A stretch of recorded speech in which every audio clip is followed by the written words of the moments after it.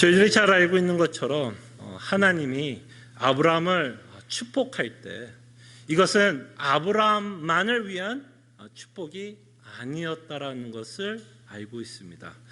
우리는 이미 아브라함의 이야기를 통해서 하나님이 아브라함에게 무엇을 축복하고 있었는지를 살펴봤는데요. 이 축복은 아브라함 자신만을 위한 축복이 아니라 사실은 아브라함과 아브라함의 후손들에게 주는 하나님의 축복이라는 것을 보게 됩니다. 그래서 오늘 본문을 통해서 우리가 볼 수 있는 공통적인 단어들을 보게 됩니다. 계속해서 반복되고 있는 단어를 보게 되는데 그것은 축복입니다. 그래서 우리가 보는 것처럼 이삭은 야곱과 에서에게 축복했다라고 말씀하고 있고, 그 다음에 야곱은 요셉의 각 아들들을 축복했다라고 기록하고 있습니다. 그래서 하나님이 아브라함에게 약속했던 그 축복이 계속해서 전달되고 계승되고 있는 것, 후손에게 연결되고 있는 것을 보게 됩니다. 그래서 창세기 26장 3절과 5절에 보면 하나님이 이삭의 아버지인 아브라함에게 약속했던 그 똑같은 내용을 이삭에게도 약속하고 있는 내용을 보게 됩니다. 한번 제가 읽어드릴게요. 여호와께서 이삭에게 나타나 이르시되 애굽으로 내려가지 말고 내가 네게 지시하는 땅에 거주하라. 이 땅에 거류하면 내가 너와 함께 있어 네게 복을 주고, 축복하고 있는 내용이죠. 내가 이 모든 땅을 너와 네 자손에게 주리라. 내가 네 아버지 아브라함에게 맹세한 것을 이루어 네 자손을 하늘의 별과 같이 번성하게 하며 이 모든 땅을 네 자손에게 주리니 네 자손으로 말미암아 천하 만민이 복을 받으리라. 아멘. 그래서 이 구절을 통해서 사실 하나님이 자신의 아버지 아브라함에게 약속하고 있는 똑같은 약속의 내용을 우리가 보는 것처럼 이삭에게도 주고 있다는 것을 보게 됩니다. 그때 우리가 좀 오해가 없기를 바랍니다. 하나님이 이렇게 아브라함을 축복한 것은 사실 이스라엘이라는 육적인 후손을 축복하고 있는 내용이 아니에요. 우리가 끊임없이 히브리서를 통해서 보는 내용이 있다면 구약의 내용은 앞으로 있을 일에 대한 예표로서 우리가 살펴봤습니다. 구약의 내용을 예고편으로 우리는 계속해서 살펴보고 있어요. 그래서 여기서 하나님이 아브라함에게 약속하는 건 우리가 문자적으로만 보면 마치 육적인 아브라함의 자손들, 특별히 이스라엘이라고 하는 그 백성들을 축복하고 있는 내용인 것 같이 보이지만 사실은 이 모든 내용은 다 뭐예요? 그림자이고 예고편입니다. 그 그림자와 예고편을 해석해주고 있는 내용이 신약을 통해서 우리는 보게 됩니다.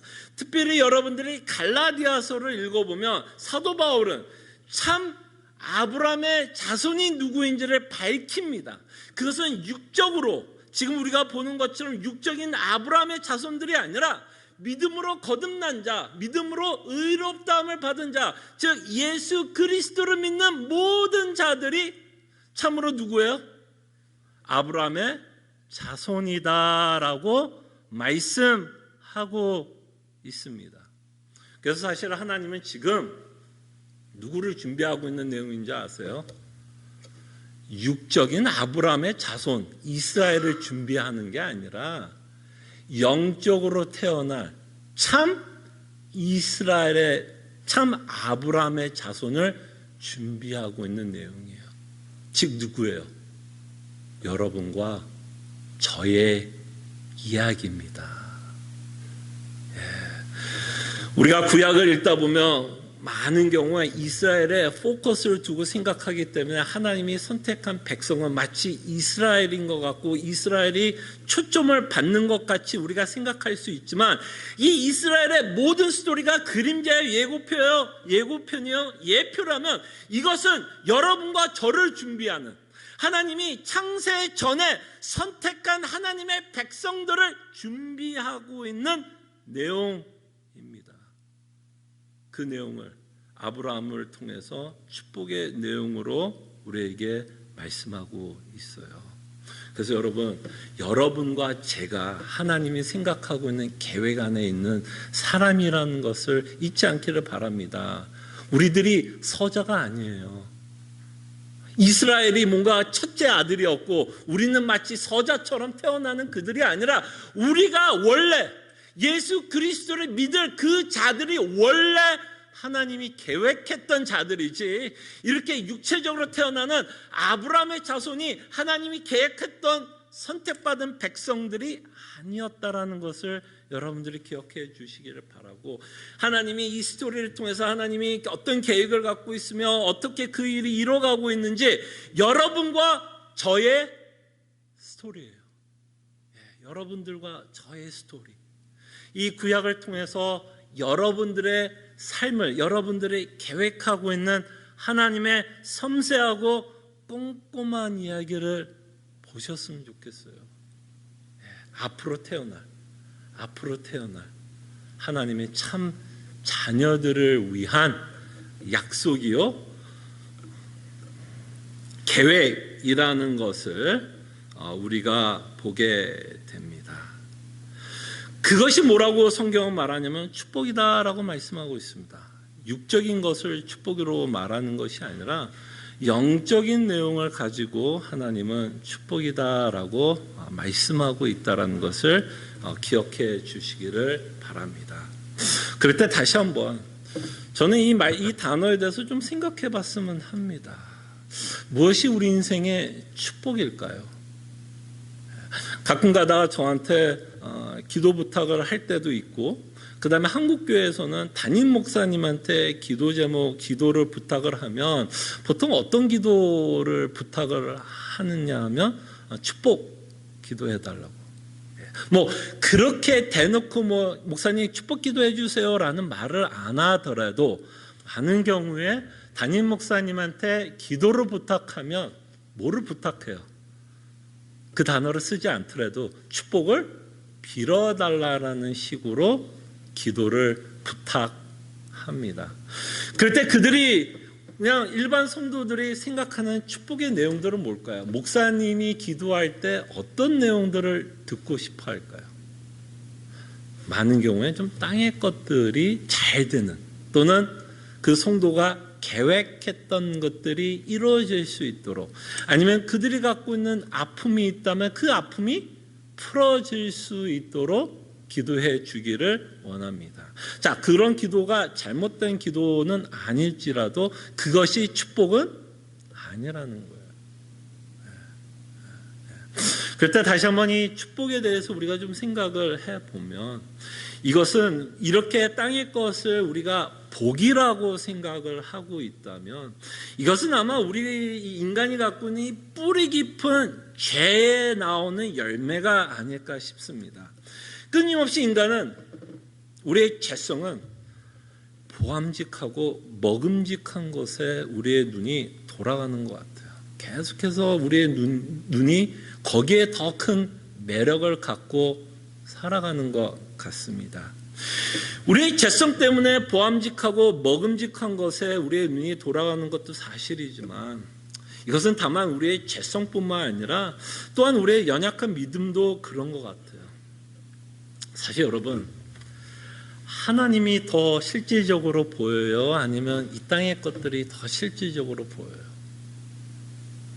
이 땅의 것이 더 실질적으로 더 와닿지 않으세요? 우리가 실질적으로 경험하는 것들은 이 땅의 것들을 더 많이 경험하는 것 같아요.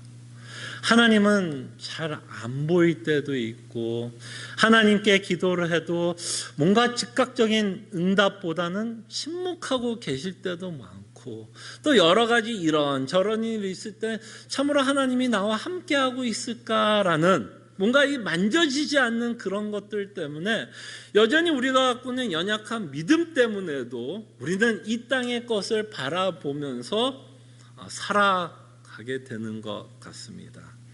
그리고 우리나라가 이 기독교가 좀 전달이 됐을 때 또 이런 것과 또 맞물렸던 시대가 있었던 것 같아요. 우리나라도 전쟁을 겪었잖아요. 큰 전쟁을 겪었고, 여기 계신 분들 나이는 전쟁을 겪지 않더라도 전쟁의 휴증은 다 이렇게 저렇게 간접적으로 직접적으로 맛보았던 시기가 있었어요. 그러다 보니까 교회에서 선포했던 말씀이 무엇과 참 많이 연결이 되면서 선포가 되었냐면, 하나님 믿으면 우리도 잘 살 수도 있고, 하나님 믿으면 우리나라가 다시 세워질 거고, 뭐 강한 나라가 될 수 있을 것 같이 설교를 많이 했던 시간이 있었던 것 같아요. 그것에 또 despere하면, 인간이 또 절실하면 그것이 어떻게 되냐면 참이라고, 그게 진리인 것처럼 뭐 하고 싶으냐, 믿고 싶어지는 것 같아요. 그게 거짓이라도 그게 사실처럼 믿어지기를 원하는 것 같아요. 그러다 보니까 하나님 믿으면 복을 받을 수 있을 거라고 설교가 나가다 보니까 사람들은 그걸 또 원하기도 했고, 그래서 그것이 더 뭐예요? 각인되어지는, 그래서 우리의 죄성과 우리의 믿음의 연약함과 어떤 말씀의 선포에서 이게 함께 짬뽕이 되면서 우리도 알게 모르게 이 땅의 것을 최고의 복으로 삼고 살아가고 있는 우리의 모습을 보게 되는 것 같습니다. 그리고 많은 경우에 사실 우리 이민자들도, 뭐 그렇지 않은 분들도 있겠지만 일반적으로 이민을 하는 이유가 있다면 대부분의 경우가 일반적으로 경제적인 이유 때문에 많은 분들이 이민하는 거 아니겠어요? 물론 다른 이유도 있을 수 있지만 경제적인 이유 때문에 이민을 하게 됩니다. 그럼 경제적인 이유란 뭐예요? 결국 땅의 것을 이루기 위해서 이민을 하게 되면 아무래도 삶의 목적이 뭐가 돼요? 그것을 위해서 자기 나라를 약간 등에 하고 남의 나라까지 와서 살아야 된다면 그게 삶의 목적이 될 수밖에 없고, 그거를 이루는 것이 최고의 행복이요, 그것이 삶의 목적이다 보니까 하나님을 믿으면 또 이 땅에서 잘 살 수 있을 것 같고, 내가 갖고 있는 계획과 꿈을 이룰 수 있다라는 설교를 듣게 되면 당연히 그것이 옳다라고 믿고 싶어지는 건 뭐 당연한 이야기가 아닐까 싶습니다. 그래서 뭐 이런저런 이유로 우리는 이 축복에 관한 이 단어에 대해서 참 많은 오해가 있는 것 같아요. 그런데 여러분, 예수님을 믿는다라는 말에는 여러 가지 의미가 있지만 사실 예수님을 믿는다는 건 우리의 축복관이 바뀌는 거예요. 그럼 다시 한번 말씀을 드리겠습니다. 예수님을 믿는다라는 말에는 우리의 축복관, 우리가 생각하는 축복의 개념이 바뀌는 거예요. 근데 우리는 이것도 죄성이에요. 양다리를 다 걸치고 싶어요. 우리는 양다리를 다 걸치고 싶어요. 이 땅의 부귀도 누리고 하늘의 복도, 천국도 가는 양다리를 걸치면서 살아가고 싶어요. 하나님의 주시는 복음도 좋지만 또 모두 좋은 거야. 이 땅도 좋은 거예요. 그럴 때 여러분, 우리 축복관이 바뀌는 거예요. 우리가 끊임없이 양다리를 걸치면서 살아가고 싶은 유혹을 쌓아오는 것이 기독교인인 것 같아요. 이것이 복음을 믿는 자의 모습이 아닐까 생각을 합니다. 그래서 우리는 끊임없이 세상이 추구하는 가치관, 혹시 내가 하나님께 바라는 것이 무엇인가를 끊임없이 한번 고민해 보세요. 나는 왜 예수님을 믿고 있을까? 어떤 이유 때문에 예수님을 믿고 있을까를 한번 여러분들이 곰곰이 생각해 보면 그것이 내가 믿고 있는 복일 수 있어요. 그때 그 복이 성경적인지 아니면 내 욕심과 또 나의 믿음의 연약함 때문에 또는 내가 익숙하게 들어왔던 어떤 설교의 내용 때문에 혹시 하나님을 그렇게 이 땅에 복을 주시는 하나님인 것을 믿고 있는지를 좀 우리 자신이 좀 살펴볼 필요가 있다고 생각을 합니다. 그럴 때 끊임없이 이 세상의 가치관과 대항하면서 살아갈 때에 어떤 일이 벌어지게 되냐면요, 하나님이 여러분들이 이제 나이가 들면 들수록 이제 젊었을 때는 이런 것 같아요. 쌓아가는 시기가 아닐까 싶어요. 20대, 30대, 40대는 뭔가 쌓아가는 시기. 뭐 직장에서 프로모션, 재산도 좀 쌓아가고 내 커리어도 쌓아가고 애들도 자라가고. 근데 한 40대, 50대 지나고 나면 어떤 걸까요? 50 정도 지나면 쌓아놓은 것들이 뭐예요? 이제 점점 좀 잃어가는. 이제는 죄송한 얘기지만 여기 한 분 정도 빼놓고는 대부분은 이제 어떤 상황일 수밖에 없냐면 잃어버릴 수밖에 없는 상황이에요. 첫째는 일단 건강을 잃어버리게 됩니다. 그래서 여러분들도 농담처럼 진짜 아마 이런 느낄 거야. 예전 같지 않더라. 그게 뭐예요? 그게 잃어가고 있는 거예요. 잃어가고 있는 거예요. 잃어가고 있는 거예요.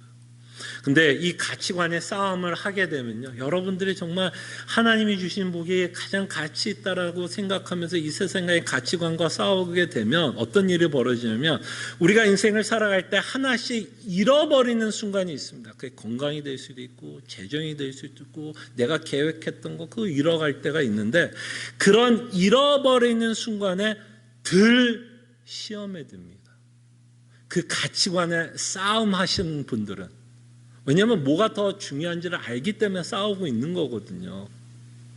그렇기 때문에 이제 뭔가를 하나 잃어버리는 순간에 왔을 때 뭐를 하겠냐면 덜 시험에 들고 하나님을 덜 오해하고 여전히 자족하면서 하나님을 믿고 살아가게 됩니다.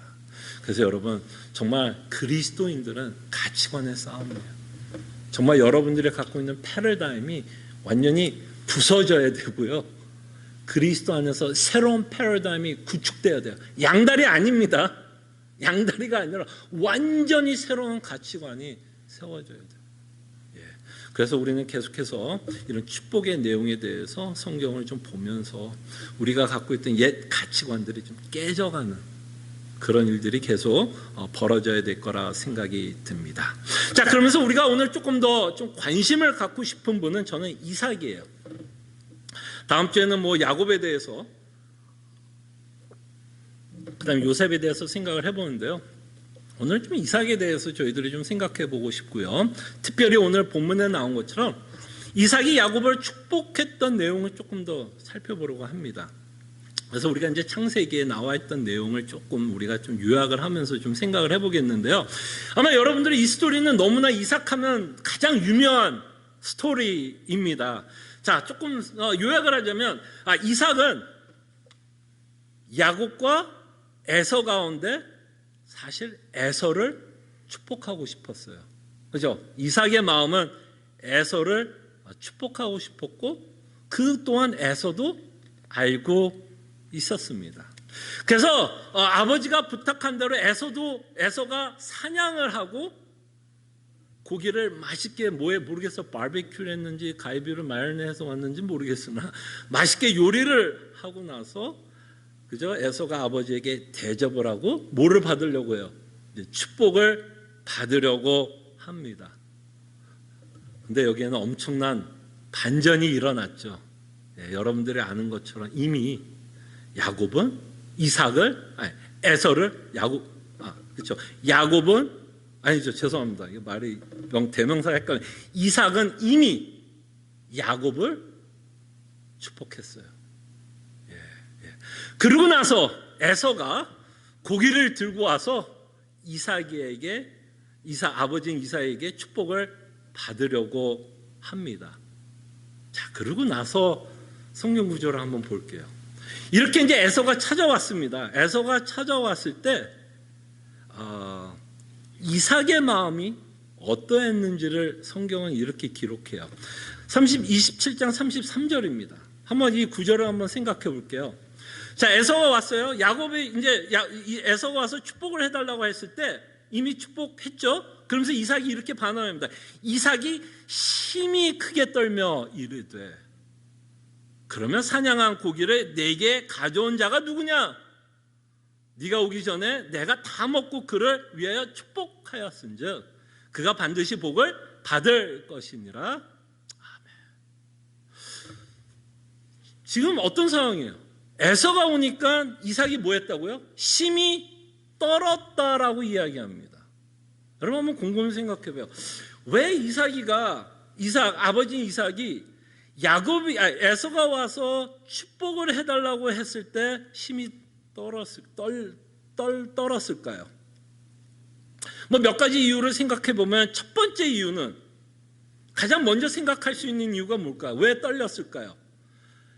이삭은 에서를 축복하고 싶었어요. 그러니까 자신이 계획한 내용이 있는 거 아니에요. 자기가 희망했던 내용이 있고 기대했던 내용이 있었어요. 근데 자기는 축복을 이미 했고, 이삭은 그 축복을 했을 때 누구라고 생각하면서 아마 축복했을까요? 에서라고 생각을 하면서 축복을 했을 추측할 수 있어요. 근데 알고 보니까 그게 에서가 아니었어요. 그래서 우리는 힘이 떨었다라고 하는 이 말에 대해서 우리는 이렇게 생각해 볼 수 있죠. 아, 내 계획대로 안 됐네? 이게 무슨 일이야? 왜 내 계획대로 안 됐어? 하는 그 놀람 일 수도 있겠죠. 근데 이것만은 아니었을 것 같아요. 이때 제가 보기에는 이삭이 이렇게 크게 힘이 떨었던 이유가 있다면, 여러분, 에서와 야곱이 태어났을 때 하나님이 리브가에게 말씀한 예언의 내용 혹시 기억나세요? 기억이 나실지 제가 한번 읽어드릴게요. 제가 본문에 적어놓지는 않았는데 한번 읽어드릴게요. 한번 들어보세요. 자, 리브가에게 하는 말씀이에요. 에서와 야곱이 아직 태중에 있을 때 리브가 어머니한테 하는 말입니다. 그 아들들이, 야곱과 에서를 말씀하는 거죠. 그 아들들이 그의 태 속에서 서로 싸우는지라. 애굽과 야곱이 지금 이제 리브가가 말하는 거예요. 서로 싸운다는 얘기예요. 서로 싸우는지라. 그가 이르되 이럴 경우에 내가 어찌할꼬 하고 가서 여호와께 묻자온대. 그러면서 하나님이 계획을 말씀해요. 이게 되게 놀라워요. 여호와께서 그에게 이르시되 두 군민이 내 태중에 있구나. 에서와 야곱의 두 군민이 태에 있다고 얘기합니다. 근데 하나님 뭐라고 말씀하냐면, 두 민족이 내 복중에서부터 나누리라. 이 족속이 저 족속보다 강하겠고, 그러니까 한 족속이 다른 족속보다 강하겠다고 얘기하면서 뭐라고 얘기하냐면, 큰 자가 어린 자를 섬기라 하셨더라. 그러니까 이 구절을 보면 하나님은 이미 누구를 축복할 것을 이미 뭐하고 있다는 걸 보게 돼요. 계획하고 있었다는 것을 보게 됩니다. 그 큰 자가 누구예요? 에서고, 작은 자는 야곱이었고, 이 구절에 의하면 뭐야? 에서가 누구를 섬겨요? 야곱을 섬길 것을 이미 하나님은 계획하고 있었다는 것을 보게 됩니다. 그럴 때 이삭이 놀라고 있다면, 이삭이 뭘 깨닫는 걸까요, 여러분? 뭘 보고 놀랐을까요? 자기의 뜻과 자기의 계획대로 되지 않고 하나님의 계획과 하나님의 뜻으로 이루어지고 있다는 걸 뭐 했을까요? 깨달은 거죠. 저는 여기서 이삭의 힘이 놀랍다라는 이 말에 이삭이 이제 깨닫는 거죠. 자신은 에서를 축복하고 싶었어요. 그게 자신의 계획이었어요. 자신의 기대였어요. 그러나 하나님은 이미 야곱을 축복할 것을 계획하고 있고, 뭐 야곱에 대해서는 저희가 다음 주에 이제 그 인생을 통해서 볼 수 있겠지만, 어쨌든 야곱이 속이는 걸 통해서 이삭이 야곱을 축복하고 있는 것을 보게 됩니다. 이 일을 통해서 우리가 볼 수 있는 건 뭐예요? 하나님의 계획은 반드시 이루어진다는 거예요. 아무리 이삭이 어떠한 계획을 갖고 있을지라도 하나님의 계획은 반드시 이루어진다는 겁니다. 이것이 우리가 인생을 살아가면서 우리를 참 곤란하게 하는 일인 것 같아요. 자, 이삭이 에서를 축복하는 게 죄는 아닙니다. 그때만 해도 사실은 누구를 축복했냐면 장자들을 축복하는 전통이 있었을 때였어요. 그렇기 때문에 이삭이 에서를 축복하는 건 죄의 문제도 아니에요. 다만 장자를 축복하고 싶은 마음이었어요. 그럼에도 불구하고 계획이 완전히 틀어지고 있었고 하나님은 다른 계획을 갖고 있었다는 것을 보게 됩니다. 이것이 우리가 신앙생활하면서도 이런 비슷한 일들이 벌어지는 것 같아요.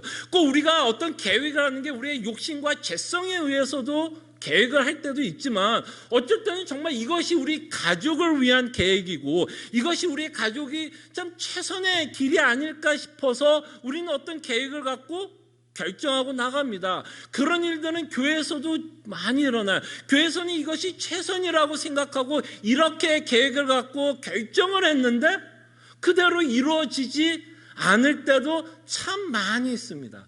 그럴 때 인간의 심리는 이런 것 같아요. 우리가 원하는 대로 안 되면 그것이 제 문제가 아니더라도 우리는 뭐 할 수밖에 없을까요? 뭐 할 수밖에 없어요. 실망할 수밖에 없는 것 같아요. 그것이 죄로 인해서 계획이 아니더라도 정말 이것이 우리 가족, 아까 말했던 교회를 위한 최선이라고 생각하면서 결정한 것도 우리의 뜻대로 되지 않을 때 우리는 실망하는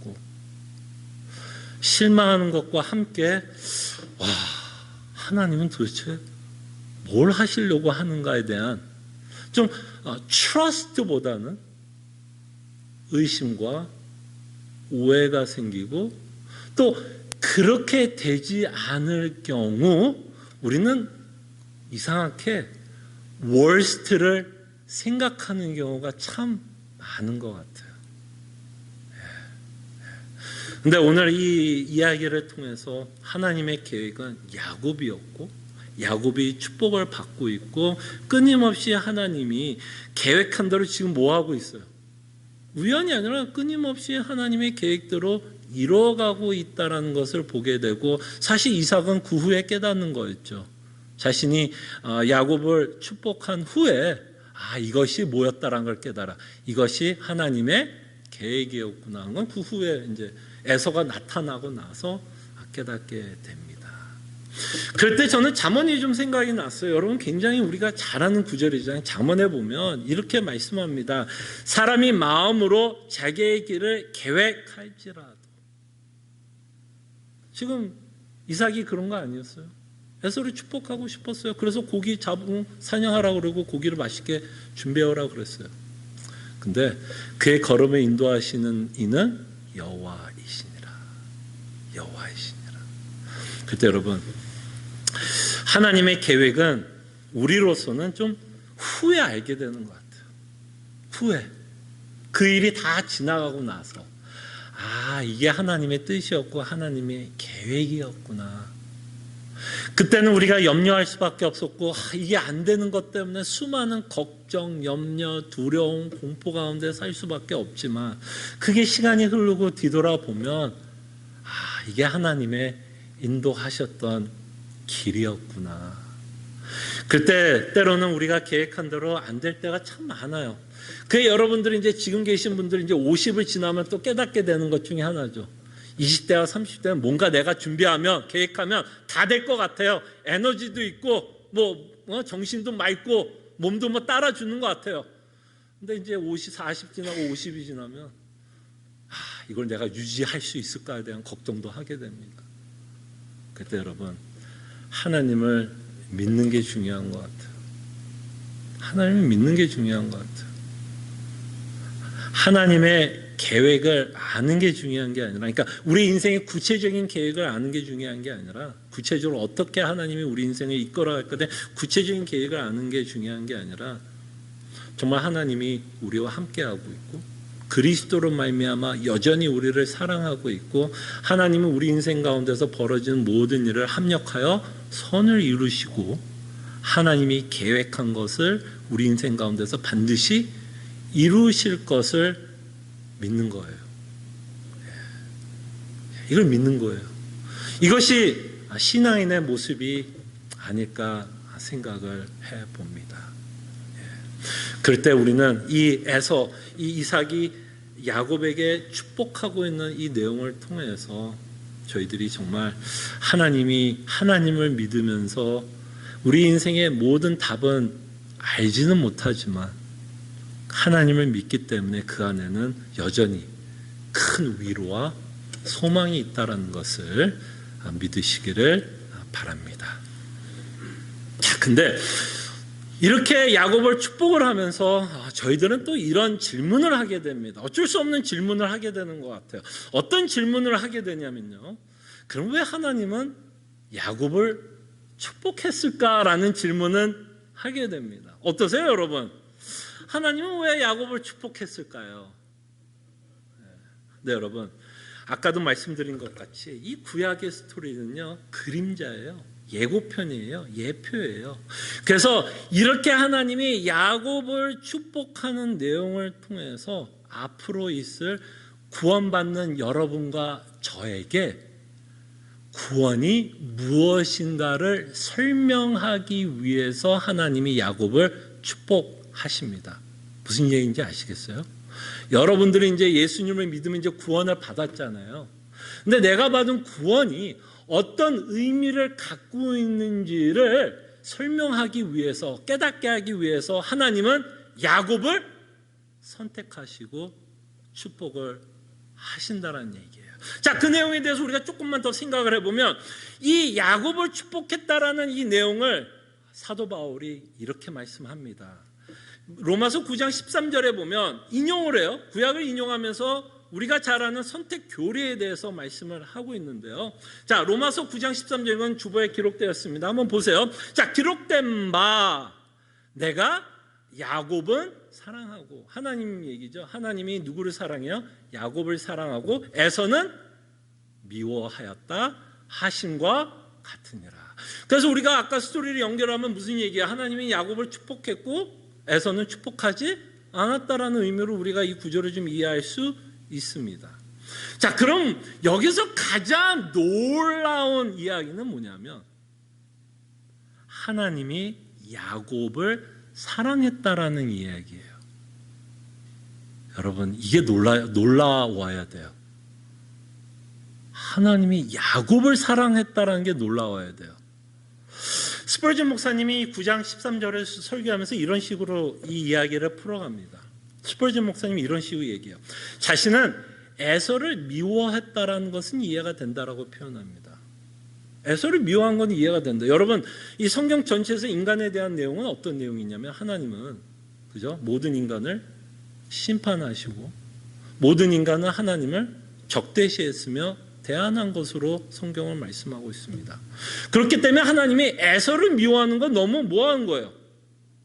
모두가 원수였기 때문에 하나님이 에서를 미워하는 건 너무 스펄전 목사 이렇게 너무 당연하다라고 이야기를 합니다.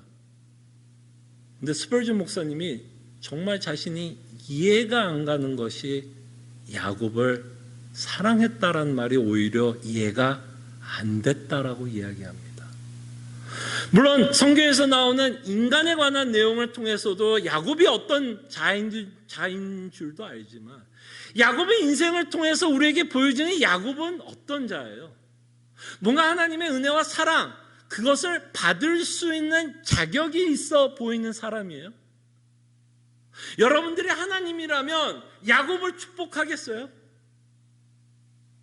그가 사실은 하나님 그 이삭에게 축복을 받는 것도 사실은 속여서 거짓말해서 축복을 받아냈습니다. 그래서 우리가 야곱의 인생을 봐도 하나님이 우리가 생각하기에는 그가 자격이 없다라고 생각을 해야 된다라는 거예요. 그것 때문에 스펄전이 뭐라고 생각한 거예요? 하나님이 야곱을 사랑할 이유가 전혀 없을 거라고 스펄전 목사님이 생각했기 때문에 스펄전 목사님은 야곱을 사랑했다라는 이 말이 놀랍고 이해가 안 된다라고 이야기를 하는 겁니다. 자, 그럴 때 물론 스펄전 목사님이 이 이야기를 이해를 못해서 이야기를 하는 건 아니겠죠. 포인트가 뭘까요, 여러분? 이 스펄전 목사님의 설교를 통해서 포인트가 뭐예요? 야곱은 하나님께 사랑을 받을 수 있는 자격이 없었던 사람이었어요. 근데 이 야곱은 사실 누구를 상징하는 이야기일까요, 여러분? 이 야곱은 야곱이에요. 아까 말한 것처럼 저는 이 구약에 나오는 많은 스토리가 그림자의 예고편이라고 말씀을 드렸습니다. 누구의 예고편일까요?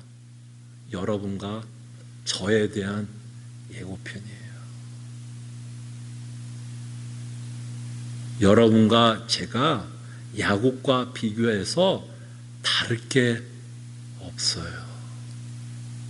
혹시 여러분 가운데 야곱을 폄하하고 어떻게 이런 자가 하나님께 사랑을 받을 수 있을 거라고 생각을 한다면 사실 여러분들의 논리에는 어떤 생각이 있냐면 여러분들은 하나님 앞에 사랑을 받을 자격이 있다라고 생각하는 거예요.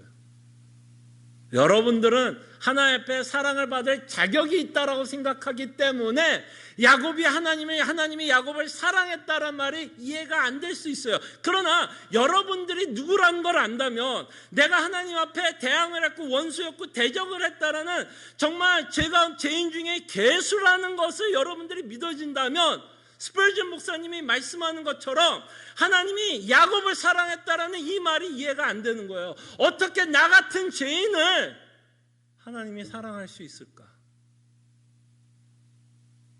바로 그 구원의 스토리를 우리에게 전달하기 위해서 하나님은 에서를 축복하는 게 아니라 야곱을 축복합니다. 이 말은 뭐예요? 축복을 받을 자격이 없어 보이는 그 사람에게 하나님은 축복을 한다는 겁니다. 그래서 우리는 시편 8편을 너무 좋아합니다. 사람이 무엇이건데. 여러분 여기서 말하는 사람은 어떤 사람일까요? 의인? 죄인? 죄인이에요. 근데 죄인이 무엇이건데 하나님이 그토록 우리를 뭐 하신다고 생각하시고 계획하시고 아들을 주시기까지. 그리고 사람이 무엇이건데 성자 예수 그리스도께서는 우리를 위해서 십자가에 죽으시는 그 놀라운 사랑의 드라마를 우리는 보게 됩니다. 그래서 여러분 이 하나님의 사랑을 우리가 이해를 하면 이 사랑이 참 역설적인 사랑이다라는 생각이 들 거예요. 우리의 사랑은 끊임없이 조건적인 사랑입니다. 내가 좋아하는 사람을 좋아하게 돼 있어요. 사람은요. 이 사람이 내 사랑을 받을 자격이 없다라고 생각이 들면 우리는 사랑 못합니다. 사랑 못해요. 상처를 주는 사람, 나를 대적하는 사람, 더더욱 원수는 더더욱 사랑 못합니다.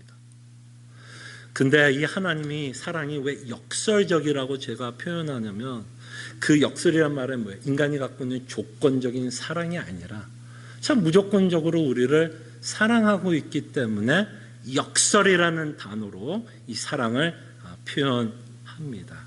자, 그럴 때 가끔 제가 이런 표현을 합니다. 선택에 관한 가르침을 여러분들에게 설명할 때 이것이 바로 하나님이 주권적으로 우리를 선택했다라는 말을 쓰게 됩니다. 자, 그럴 때 이 주권적이라는 말이 우리에겐 참 거부감이 있을 수 있고 좀 부정적으로 들릴 수 있는 게 이 주권적으로 선택했다라는 말은 그냥 하나님이 그냥 어떤 독불 장군처럼 무슨 임의로 그냥 자기 마음대로 그냥 독재자처럼 너는 구원하고 너는 버렸어 이런 식으로 생각하는데요. 이 하나님이 주권적으로 우리 선택을 했다라는 말에는 이런 말이 포함되어 있다라고 생각을 하셨으면 좋겠어요. 하나님이 사랑할 수 없는 자들을 뭐 한 거예요? 사랑했다라는 거예요. 하나님이 사랑할 수 없는 자들을 사랑했다라는 의미에서 뭐예요? 주권적인 사랑입니다.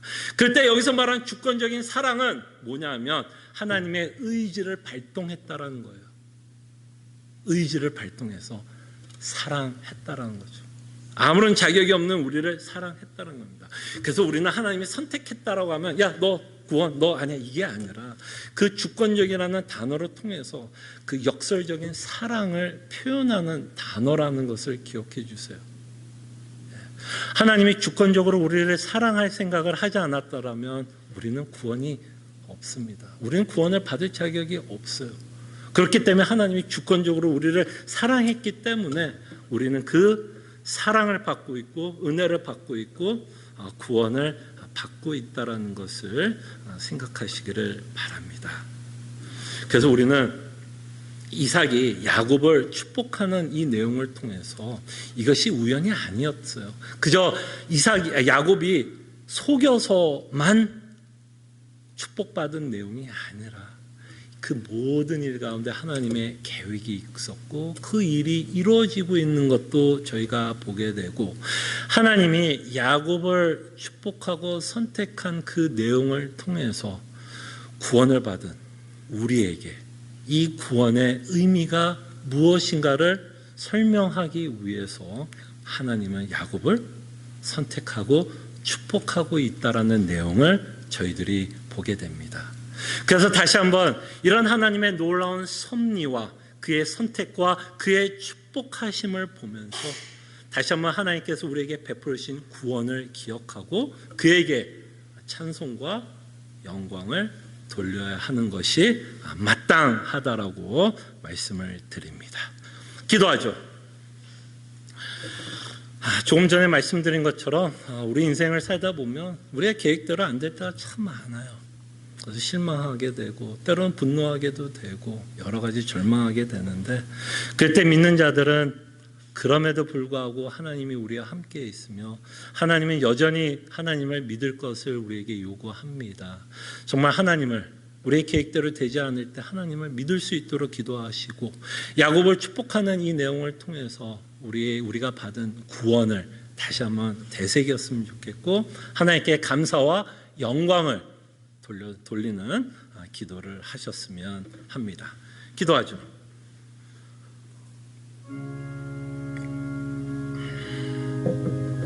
주님,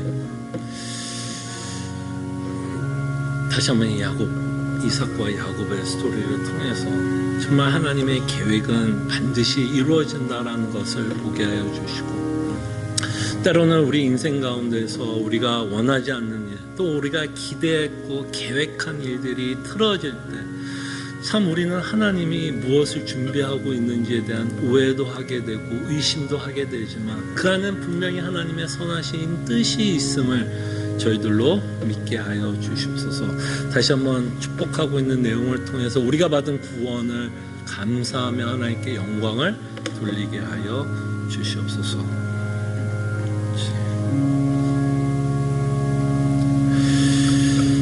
이삭이 야곱을 축복하는 내용을 통해서 다시 한번 하나님의 계획이 이루어지고 있는 것을 보게 하여 주시옵소서.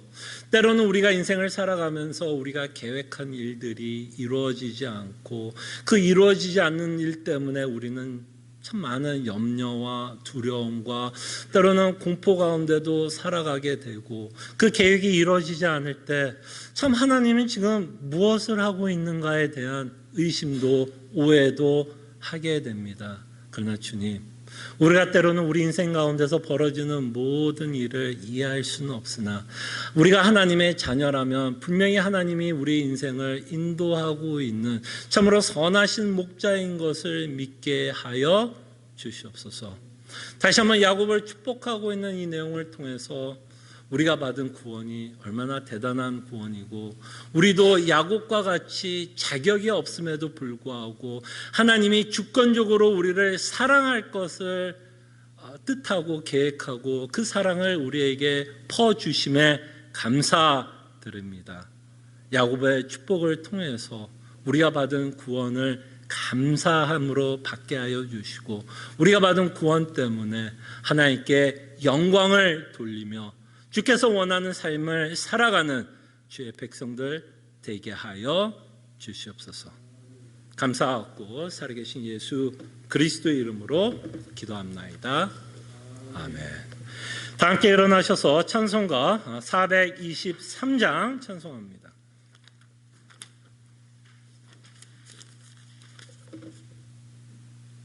죄송합니다. 425장입니다.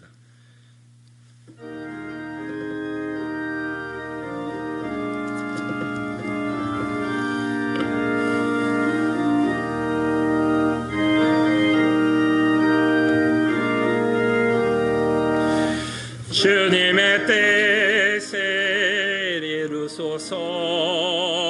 고요한 중에 기다리니 진흙과 같은 날 빚으사 주님의 영상 만드소서. 주님의 뜻을 이루소서.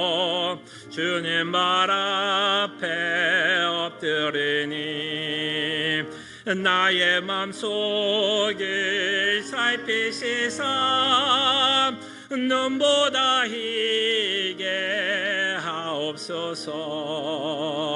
주님의 뜻을 이루소서. 병들어 몸이 피곤할 때 권능의 손을 내게 펴서 강건케 하여 주옵소서. 주님의 뜻을 이루소서. 온전히 나를 주장하사 주님과 함께 동행함을 만민이 알게 하옵소서. 아멘. 하나님의 백성들이여, 하나님이 주시는 축복의 말씀, 위로의 말씀 믿으시기를 바랍니다. 능히 너희를 보호하사 거침이 없게 하시고 너희를 그 영광 앞에 흠이 없이 기쁨으로 서게 하시리. 곧 우리 구주 홀로 하나이신 하나님께 우리 주 예수 그리스도로 말미암아 영광과 위엄과 권력과 권세가 영원전부터 이제와 영원토록 함께 있을지어다. 아멘. 주님, 정말 주님께서 우리와 함께하고 있음을 깨닫게 하여 주시고, 정말 주님의 계획은 반드시 이루어질 것이고, 그것을 우리가 소망하며 살아가는 주의 백성들 되게 하여 주시옵소서. 주님 도와주시기를 원하고 바랍니다.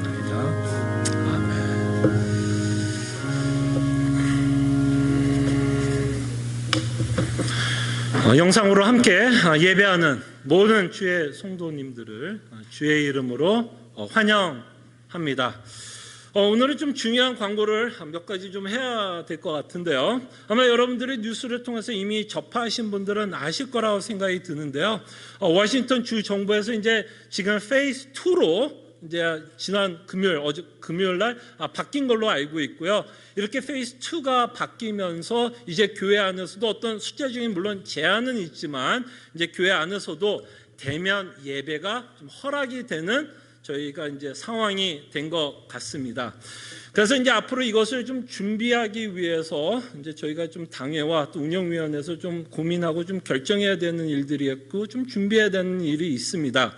그래서 여러분들에게 부탁을 드린 건 지금까지도 여러분들 그 단톡방에 올라있는 공지사항을 잘 살펴본 것 같이 이번 주부터 아마 많은 또 공지사항이 나갈 겁니다. 언제부터 우리가 대면 예배를 할지 아마 제 생각에는 이번 주는 아닐 것 같아요. 돌아오는 주일은 아닐 것 같고요. 저희가 이제 대면 예배 언제 정말 리오픈할지에 대한 날짜와 또 우리가 함께 모였을 때 좀 준수해야 되는 수칙들, 뭐 사회적인 거리, 뭐 마스크 써야 되는 거, 자리 배치, 여러 가지 사항에 대해서 저희가 계속해서 좀 공지사항을 올릴 테니까 대면 예배로 오신 분들은 정말 그 공지사항을 잘 숙지해서 우리가 이제 그 리오픈하는 날 정말 기쁨으로 여러분들과 함께 만나는 시간을 가졌으면 합니다. 그래서 여러분들에게 말씀드리고 싶은 건 그냥 단톡방에 있는 내용들을 계속해서 참고해 주시면 될 것 같습니다. 계속해서 교육부 예배도 오늘과 같이 유튜브에 올라가고 있고 앞으로도 아마 대면 예배가 시작되면 이제 주일학교 예배에 대한 부분도 아마 공지사항으로 저희들이 이제 나갈 것 같으니까요. 학부모님들도 숙지해 주시면 좋을 것 같고요. 제가 카톡으로도 조금 있다가 좀 올리겠지만 여러분 이게 영상 예배가 올라가고 일부 예배가 카톡에 올라가자마자 시작 안 하셨으면 좋을 것 같아요. 아마 여러분들이 보시면 카톡이 일부가 올라가자마자 예배를 시작하신 분들은 이게 저희가 2부로 올라갔는데 어쩔 때는 조금 시간이 걸릴 때가 있어요. 그래서 일부가 끝나면서 곧장 2부로 가서 이제 설교를 들어야 되는데 이게 업로드가 조금 늦어지면 퍼스가 있을 수 있으니까 비록 일부가 올라가도 한 10분에서 15분 후에 좀 시작을 하면 조금 안전하게 2부를 연결해서 예배를 드릴 수 있지 않을까 생각을 합니다. 이미 광고를 듣는 사람이 이거 예배 다 끝나고 듣는 거니까요. 제가 일단 이 내용은 제가 예배 끝나자마자 카톡으로 올려서 공지상으로 말씀드리겠습니다. 계속해서 수요 성경 공부, 교회, 특별히 저희가 계속해서 좀 본질적인 내용에 대해서 저희들이 생각을 하고 그 본질적인 내용을 가지고 이제 적용을 저희들이 좀 생각해 볼 필요가 있는 것 같아요. 계속해서 여러분들에게 기도 부탁드리고 싶은 건 저희들이 이제 곧 리오픈은 할 것 같아요. 그러나 이것도 참 뭐라 그럴까요? 좀 에머전시 상황인 것 같아요. 그래서 아마 당회에서도 결정하고 또 운영위에서 결정하면서 나가는 것들에 대한 또 시행착오도 있을 거라고 생각이 듭니다. 그래서 또 많은 또 좀 변경 사항이 있을 수도 있을 것 같고요. 그럴 때 여러 가지 시행착오 앞에서 또 성도님들이 좀 많이 좀 인내해 주시고 또 당회 또 운영위원회를 위해서도 계속해서 기도해 주시고 지혜를 갖고 결정해 나갈 수 있도록 기도해 주시면 감사하겠습니다. 감사합니다.